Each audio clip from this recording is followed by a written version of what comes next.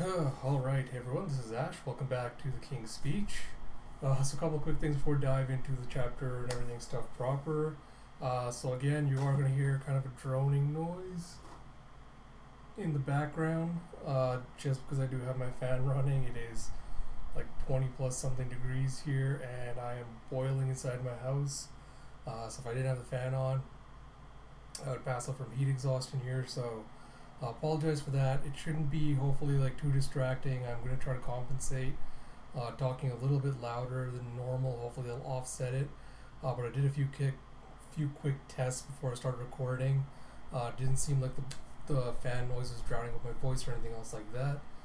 So it should be fine with regards to that. So no big deal there. That said, I know I'm a little bit late getting around to these chapter review reactions. I apologize, but just between work, pandemic stress, everything else like that, I really haven't had the energy to devote to kind of doing these videos with the proper energy and stuff they require. So yeah, hopefully this kind of wave of like mental health stuff will pass relatively soon, but we'll have to see how it goes. I'll try to do better and more updates regarding that, just so everyone's kind of aware of what's going on. When schedules and stuff are shifting, things like that. With that said, I'll try to get a channel update out maybe tonight, probably tomorrow, depending on how things work out with timing and everything else.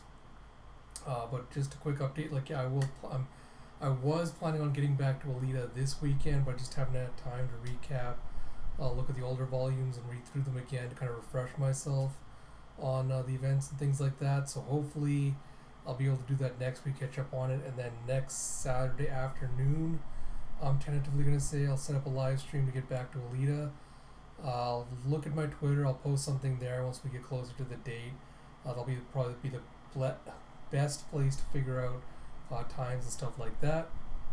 But yeah, so with all that said, without further ado, let us get into Kaiju number 8, chapter 34 by Naoya Matsumoto. Lettering by Brandon Bovia and translation by David Evelyn. I do really love the cover with all these chains coming around and like encircling around Kafka. Before I forget, because I have terrible memory, let me just pull up the wiki again so I can refresh myself on character names. Yeah, we pick off with Ichikawa. Who else was that? Ichikawa. Is it Izuno? No. Come on, why does it have to be so annoying? So sorry everyone, just give me a minute. Okay, see you with Haru, Aoi, and who else? Yeah, all the group just sitting there kind of talking about it. And Haru's like, man, oh man, I still can't believe it. Who thought the old timer was Kaiju number 8? I mean, come on, that pot-bellied geezer? Am I right, Reno? He's obviously trying to break, like, the dour tension mood that they're all in. And you see that Ichikawa's just not responding. Is, yeah, this is the operation controls room coming in. Report to the captain's office. And you see Eldon coming in as they go, a transfer to another division? And, let's face Mina's just like, yes, as a temporary measure. The recent Kaiju disaster has resulted in a 75% reduction in the Tachikawa base's functionality. As a result, we've deemed it unsuitable as a training facility. First, number 9 and now number 10, the Dai Kaiju keep coming. It's led the top brass to suspect one thing, that this might be a series of continuing cataclysms. I know Pacific Rim is not like the first thing that did like the Kaiju stuff, but I just keep thinking about kind of Pacific Rim whenever this is brought up with like, oh, the Kaiju are going to be getting like closer and closer with like the breaks in between them coming in and all that. Haru's like, do you mean there's more to come, ma'am? And she goes, not just more.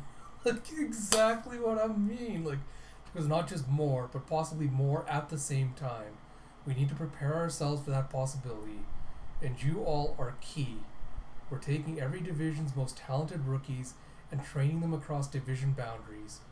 And Haru's like, but the 3rd division, I admire it and you so much that, and you hear, I'll do it. As Hikaru from the back, or Ichikawa from the back goes, I need to get even stronger, as he's got this look of determination on his face. And he's like, Reno, you. And it's like, well, I'd say this is a fine opportunity. Even if I were to stay in the same place, I doubt I could catch up to Shinomiya. It's like, you're not the only one who wants to get stronger, Reno. And Ihoro's like, Dah! Then I'll do it too, you piece of crap. You're the one who one person I refuse to lose to. So please keep the fighting to Kaiju. And you see Ichikawa going, I swear, I'll get even stronger. I'll be waiting for you. You can count on it, sir. And you see Asao Shinomiya with his serious ass face and goes, state your business, Kikoru. She's come in to report to her father. I have to apologize, I think last week for some reason, I don't know if I actually said this out loud, but I thought for some reason this was Mina's father, not Kikoru's. I don't know what was going on with me, but yes, it is actually Kikoru's father, not Mina's. And you see her saluting and she goes, Director General Shinomiya, sir. I've come to request that you repeal orders to dispose of Kafka Hibino. He has personally saved my life, so I humbly suggest a lenient punishment for... And he goes, pathetic fool. Ashiro already reported that much to me. Are you here to tell me about your worthless failures? And she's like, but... And you see he has these kind of signed some orders and he's put into an envelope. And he goes, these are x-rays of his body. He's made that thing on the left side of his chest look like a heart, but it's a core. And she's like, this can't be. And he goes, he is no human, he is a kaiju, of the same scourge that killed your mother. A kaiju. If you understand, then leave. And she's kind of saddened and taken aback by this, and she goes, Daddy, even so, I still want to believe in him. And we go back to the room where Kafka's being held captive.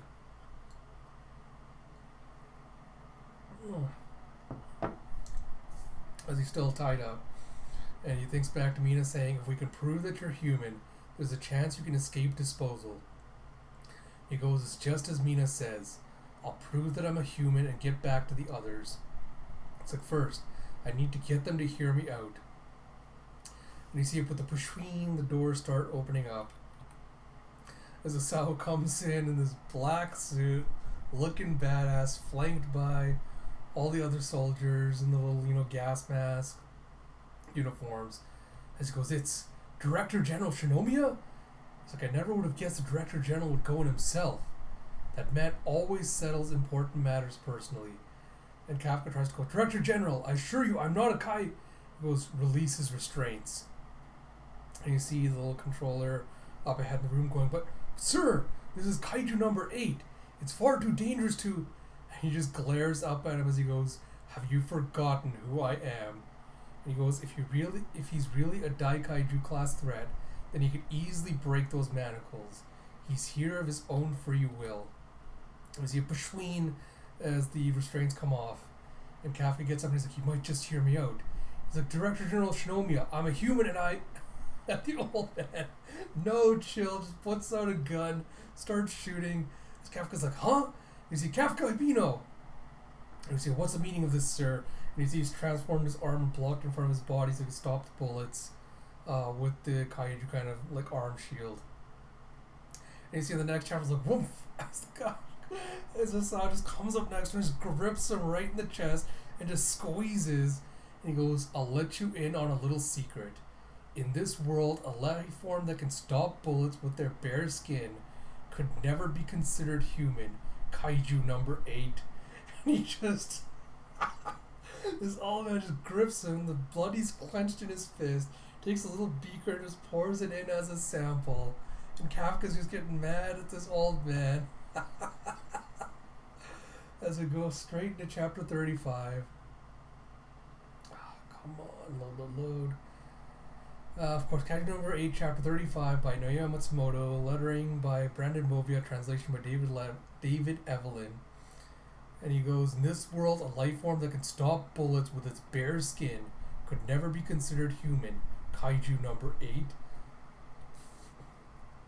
And Kafka just looks like this angry German look as he goes, I'm not Kaiju number 8. I'm Kafka Hibino. And he goes, I see. He goes, FS 1002 lock released. Request for usage permission cleared. And you see nerve link cleared as he puts on what looks like these giant ass fists onto his thing. Like these giant pile driver looking things in there. You have driver and Kaiju number 2 cell synchronization all cleared. FS 1002 activation complete. He goes, then you can die in that form. Now commencing disposal of Kaiju number 8 as he slams his fists together with these fucking like I want to call it nail punchers on there. He's just like slamming together. He's got these two fists with like these two black elongated things on top. Kafka kind of takes a battle pose. He's like, I won't fully I think that's supposed to be I won't fully transform, not I won't fully transform. I won't fully transform. I swear I'm gonna prove that I'm a human. And he sees just this image of this giant fist flying towards him. And he's like, huh? As he barely dodges out of the way, and his Sao just craters it into the ground. And you see Kafka, even though he's jumped away, like the last portion of his arm has been blown off. And you see Sao just looking at it with the grip. He's like, holy crap! Takes a pulse and just sends another punch flying at him, and Kafka's trying to block. The pressure's still too much, and it just blows him into the wall with a boom.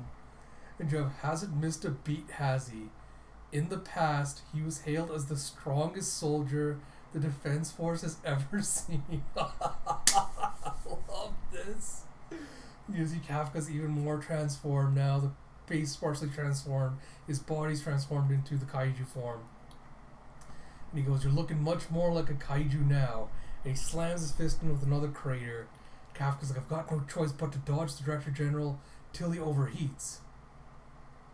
And you see Kafka's kind of like, Queen, and something like pings in his head. He goes, why is my body reacting like this? It's the same feeling I had when I faced off against those Dai Kaiju. He's like, it's the Director General. And you see, just love this. Where you see like the emission. Like you see Asao's face just like project on one of this kaiju. He's like, he's emitting the aura of a Dai Kaiju? And you see Defense Force Deputy Director Keiji Itami goes, Kaiju number 2, the monster that nearly destroyed Sapporo back in 1972, and the second to be issued an ID number. A tremendously destructive Dai Kaiju. It held on to its strong sense of pride up until its dying breath.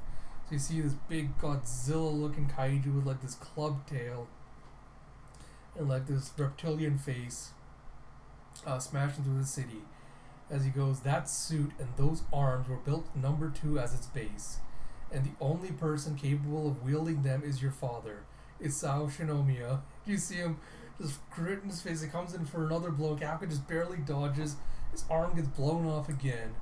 As he goes, I get it. This is what Kikoro was talking about. It thinks back to her saying, nearly all the powerful kaiju are used as parts for special weapons. And you see identified kaiju weapon, aka numbers. And you see, no, don't take the blow, as Isao just comes in with another punch and rips off Kafka's other arm. He's like, gotta dodge. And you see the next blow, his legs get blown off as well. And he's like, what? It's like, damn it all. As he just straight shot through his chest and sends him flying back. With next chapter hits June 3rd. Man. Alright, so quick summary of thoughts, because that was a relatively short 2 chapters. So on the one hand, the pacing feels super quick with like how quickly events are progressing. But I guess that does make sense, like given the situation where they're like, it's a Dai Kaiju, like we're not really gonna mess around with it. We're just gonna like, dissect it, cut it up for parts, whatever. We're not gonna like risk, anything else happening. So in that regard, it kind of makes sense with how quickly the pacing is moving, like everything is happening. On the other hand, I can't shake the feeling that this conflict is kind of being rushed a little bit too much, because it feels like Matsumoto-san wants to kind of wrap this up quickly so they can get to like back to the fights, back to world building and stuff like that. Because again, in this chapter, kind of have like, Isao kind of pointing out that there's a bunch of a bunch of people basically have regrets or grudges against kaijus because they've lost a loved one to the rampages, everything like that. And it doesn't really feel like we're exploring that aspect of finding out that humans are the ones, because I'd have to go back and reread it, but I don't think we've ever had confirmation that humans transform into kaiju, like the possibility that they're hiding out in plain sight in society and things like that. So it feels like the fact that they're glossing over it so quickly, but being like, Kafka's not human, he's a kaiju, blah blah blah. They're just kind of like trying to rush through it so quickly. I don't know why that's happening. Like, again, it's still too early to tell. It's only been like 3 chapters since the reveal and everything else happened. So this could play out better in the upcoming chapters, like once we figure out what the deal with this is. Like, because this feels like it's going kind of the semi-cliche, like tropey route of, him trying to get Kafka to transform fully into his kaiju form, to kind of try to prove that, once he transforms into a kaiju, he doesn't like have his human characteristics anymore. He's not in control of himself. Things like that. And it feels like it's gonna end with Kafka finally getting the upper hand on him. Like, he's gonna pretend to deliver the finishing blow to him, but he's gonna stop because he's like, and do the whole like, oh, I'm not a kaiju, I'm a human, blah blah, like that whole thing, which isn't inherently bad, but I don't want that to be like the extent of kind of the nuanced ways you could handle the whole idea of like, humans being able to transform into kaiju and things like that. But maybe it is just kind of like a shortcut or step ladder to having that more nuanced storyline come up later, once they kind of address the more immediate thing of like, this is what happens with like the bureaucracy process and stuff like that. So we'll see. But I do love the trope of super powered grumpy old man that kicks ass. So this how it just ticks all my boxes for character archetypes that I love. Can't wait to see more of him. I can't wait to see more of the other weapons as well from the other kaiju, and like how the classification system works, and like how they choose numbers and things like that. But I guess we'll get more of that in the next couple of chapters. So with that said, hopefully by the time the next chapter drops, which is, I think it's coming up this week on Thursday. So next weekend sometime, probably again on Saturday, I'll hopefully have the video uploaded for the next Kaiju number 8 chapter and all that stuff. As always, hope you enjoy. I hope you like my content. If you do, please comment, subscribe, all that good stuff. Until next time, this is Ash. Talk to you all later.